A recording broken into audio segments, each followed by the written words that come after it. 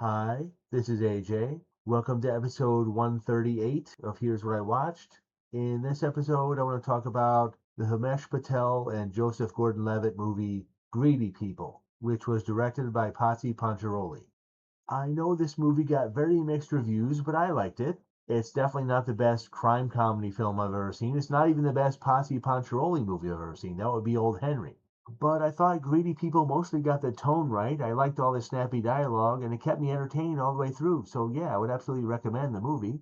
And what the movie's about, well, it's about a rookie cop looking for a fresh start who just moved to the quiet seaside town of Providence, South Carolina with his pregnant wife. And on his first day, he gets paired up with a very mouthy and morally questionable veteran cop who's supposed to show him the ropes. And of course, things go off the rails almost immediately, and someone ends up dead under circumstances that would be very difficult for either of them to explain.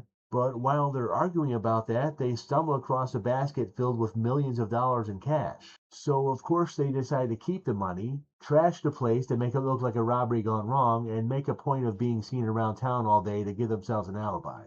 Which seems like a good plan, but things get very complicated and very messy, and a lot of other people get involved. You've got a sleazy businessman and his mistress, a couple of rival hitmen, some nosy townsfolk, and of course their boss is trying to put all the pieces of the puzzle together.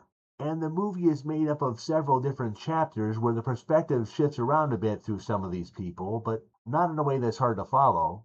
And the story ultimately becomes a domino chain of misunderstandings and opportunism and very, very bad decisions that turn what should have been a very simple crime into a sprawling, tangled mess. Greedy People is far from a perfect film, but it does a pretty good job of blending quirky small town absurdity with sharp, cynical humor and sudden bursts of gritty tension.